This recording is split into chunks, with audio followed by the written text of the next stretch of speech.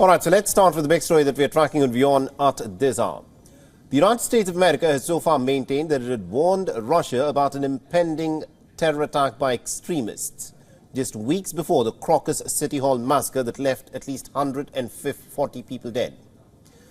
But now there is a report that has emerged in Washington Post that states that the United States of America had given Moscow some very specific intelligence mentioning that the famous Crocus City Hall was a potential target of a terror attack.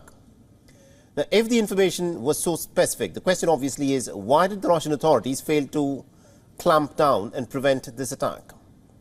Now, this report directly contradicts Moscow's claim that the United States' warnings were simply too vague and very general.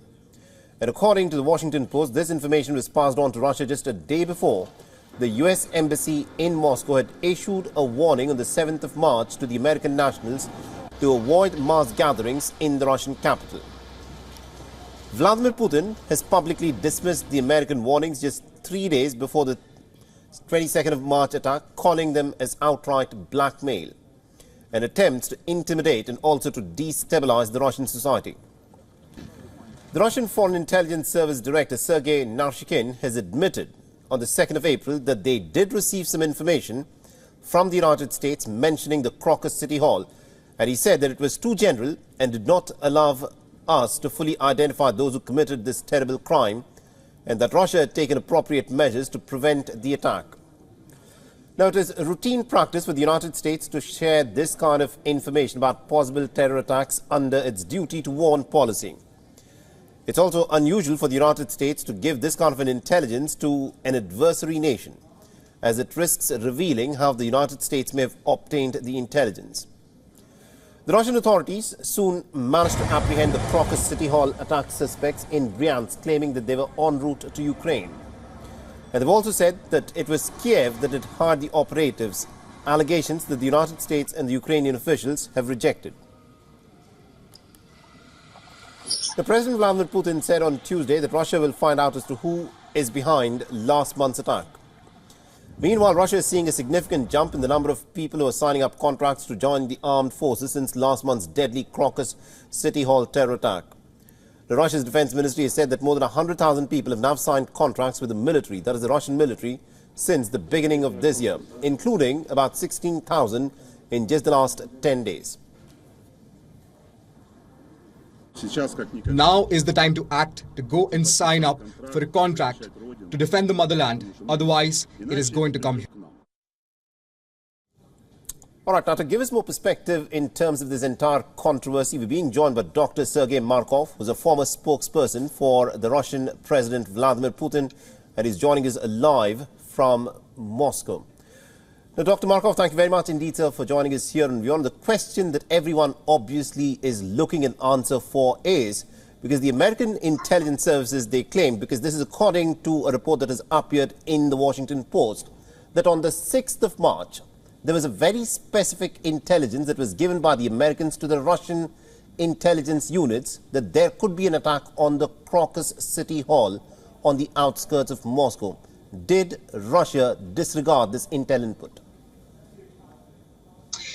First of all, Russia doesn't trust to the American intelligence service because, first of all, they're enemies of Russia, and secondly, because they support clear terroristic regime in Ukraine, which organized already dozens of terrorist attacks on the Russian territory.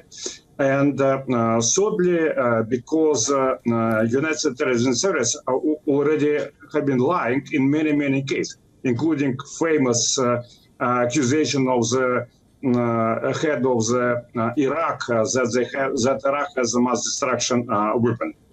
So no trust. First, secondly, when a United States embassy on the March 7th told that there are some probability of the organizing terrorist attack in the Russian, specifically in Moscow, concert halls and in another big meetings, immediately Russian security increased measures of security control. it was realistic information because also the Russian presidential elections had been scheduled for the March 17th, so just 10 days. According to our general vision in public, this terrorist attack has been organized and should happen on the March 9th, exactly in Crocus City Hall, where famous patriotically oriented Russian singer with a nickname Shaman, who is also public spokesman for Vladimir Putin during this presidential campaign, give a concert. But this terrorist attack didn't happen because in a very big increasing of Russian security measures. Right. But after elections happened, of course, Russian security cannot keep the biggest level of the security measures forever. So after the elections, these measures have been decreased. And terrorists used this new situation and organized such terrorist attack. Dr. Markov, if I can just interject there. You're admitting that, yes, you did get this intelligence, and you also say that because the Russian elections were slated on the 17th of March, therefore security was upped until the 17th of March. But this terror attack happened on the 22nd of March, so post the elections. Probably the Russian forces decided to reduce their level of alertness, and 5 days after the Russian elections, this terror attack happened. Is that what the sequence of these events is? Yes, exactly. It was very realistic that such terrorist attack would happen before the presidential election. And also United States Embassy to Russia told that they could happen around March 8th, because March 8th, it's also a very important day because it's a big holiday in Russia of International Women's Day. I would say it's a 3-day out walk, and dozens of millions of Russians celebrating this holiday in the many events. So, but also you should understand that Russian security took the highest level of the security control measures. But it's impossible to have the highest level security control measures forever. That's why they decreased this level after this period over, and terrorists used this moment.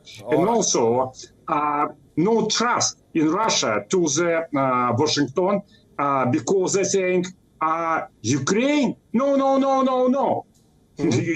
Probably no, Ukraine. But you cannot say that no, because terrorists immediately go to the Ukrainian border. I think you've made your point there, Dr. Markov. I think you've made your point there where you're indicating quite clearly that firstly, you did not trust the source. The Americans, you say that the Americans in the past have got their intelligence inputs wrong, and you also have admitted that Russians, after having upped the security till the 17th of March, did bring down the security measures, which perhaps may have resulted in this terror attack. Thank you very much indeed, Dr. Sergei Markov, for joining us and getting us that perspective there. WION is now available in your country. Download the app now and get all the news on the move.